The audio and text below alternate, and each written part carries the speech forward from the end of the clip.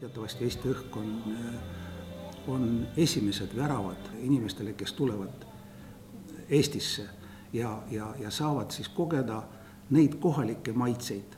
Tõust Skagen, Viiking tõust, me ei saa ümber ega üle Caesari salatist, see on niivõrd kerge ja niivõrd äratuntav ja lennukisse ta sobib ideaalselt.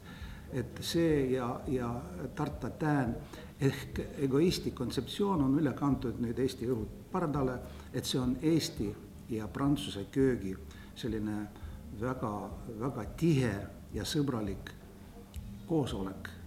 Lihtsalt võtta ja lõigata oma olemasolev menüü lühemaks oleks väga primitiivne lähenemine. Ehk see pilt taldrikul peab olema väga isuäratav ja ahvatlev, kuid mitte millestki tehtud miski.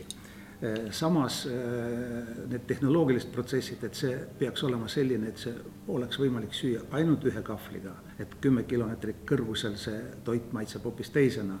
Samuti kehtib kastmete suhtes, et ükskõik kui me neid ei redutseeri ehk kokku ei keeda ja teeme paksemaks, nad seal muutuvad vedelamaks. Me teame, et kunagi pastapliiatsid ja tindipliiatsid, et nendest tint jooksis välja. Siin, kui me räägime siis klassikalistest traditsioonidest, retseptidest, siis neid tuli natukene kohendada ehk mõned komponendid välja võtma, mis ei sobinud, nii et nad päris autentsed retseptid ei ole, mida me pakume restoranis. Aga nad on ligi lähedased vähemalt oma ideoloogilises ülesehituses ja muidugi kompromissitu maitse suhtes. Sellel toidul ehk sellel teenusel, ehk sellel võimalusel ei ole ainult toiduväärtus. Seda tuleb vaadata natuke laiemalt ja kompleksselt. Me esindame Eestit, me püüame seda, me tunnetame seda vastutust, et meie taga, et meil taganeda ei ole kuskile, et meie taga on kogu Eesti gastronoomia. Ja me püüdsime teha seda võimalikult paremini. Mis puutub pikka lennu peale, siis kaua sa ikka mängid iPadiga ja vaatad filme ja kõht läheb ka tühjaks ja ikkagi istud ja ootad midagi mõnusat. Ja mõnusat pakutakse.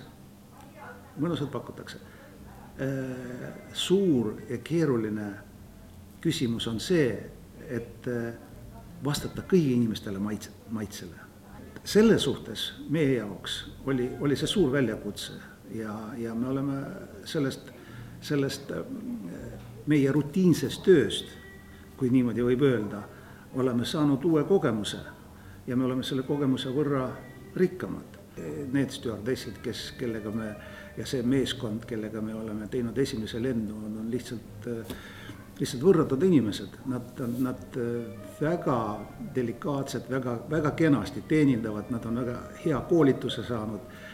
Ja nii et kõik see kokku annab sellise